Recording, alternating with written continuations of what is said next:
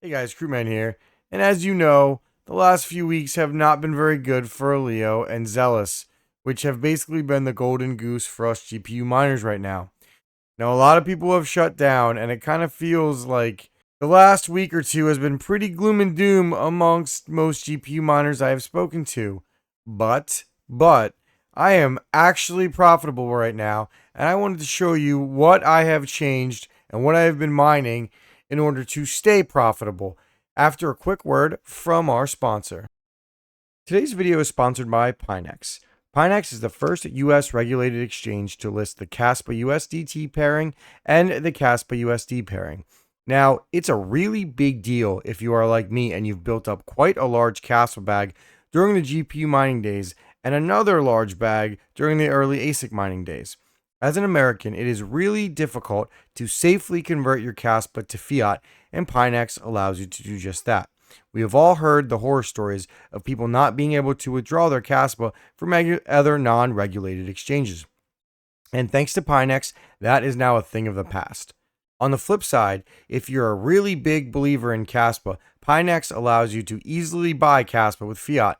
There is no easier way to dollar cost average into KASPA if you believe in that strategy, and that's not financial advice. Finally, you can buy KRC20 tokens like Nacho on Pionex if that's your thing as well. Click on my referral link down below for a chance to win up to 10,000 KASPA. Finally, we have an easy to use, regulated exchange which to buy and sell KASPA for American users. Sign up for Pionex today, and thank you to Pionex for sponsoring this video.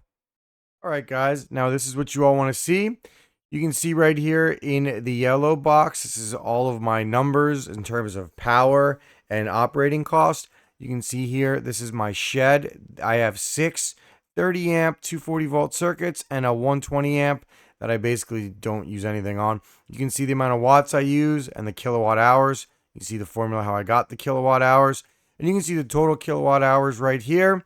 My distribution, you can see how I got my total kilowatt hour rate of 12 cents and change, almost 13 cents. So it's not the worst, but it's not the best either. You can see my total cost to operate the farm per day is $42.98. Because I am a business, I can write off $8.59 of that. And the total amount of income I'm bringing in per day from mining right now is $62.21. So my profit per day as a business is $27.82, and it would be less if I was a hobby. Now you can see in the green box what I'm mining. I'm currently mining Aleo, KASPA on a single KS0, Lithium on my 2 AL0s. My CPU mining farm, which consists of 11 CPUs, is all mining in a nice hash, turning it into BTC.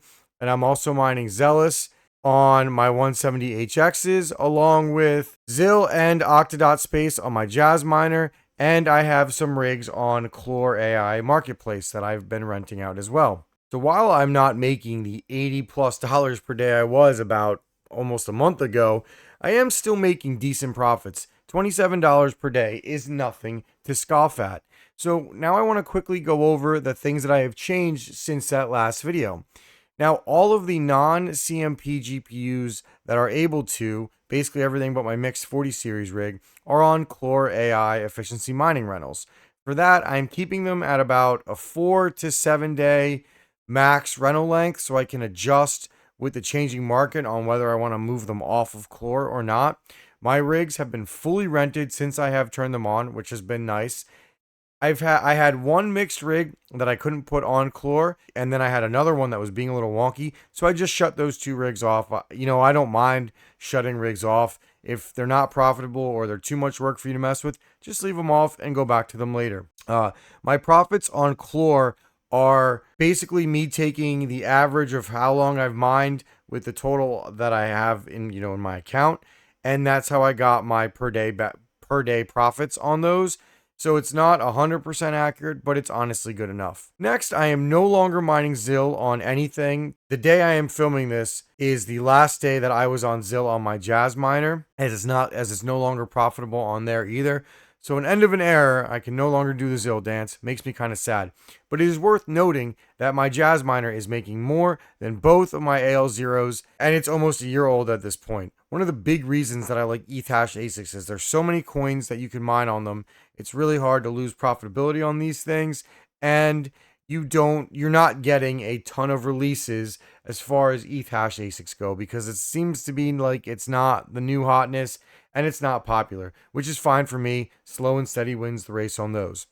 And then finally, my KS0 Ultra will be moving to solo mining once I get this next payout, and I no longer will take into account its power cost or its profits as I do with my farm, because with the solo miners, I take them on, I kind of do their own thing on those. And my 1660 Super Rig is still off, and I'll be doing a video on that maybe this week or next week at the latest. While I am not as profitable as I'd like to be, considering how much the market is down, I feel like I'm doing pretty decent in all honesty. Once I was able to get the Chlor.ai rigs up, which took a little longer than I would like, but once I got the hang of it, it was pretty easy. It's honestly been hands off, minus checking the dashboards every now and then, which has been pretty nice. I think what I'm going to do in future profitability videos is I think I'm going to go over what I changed from the last ones, and then I think I'm going to add a column where I show you exactly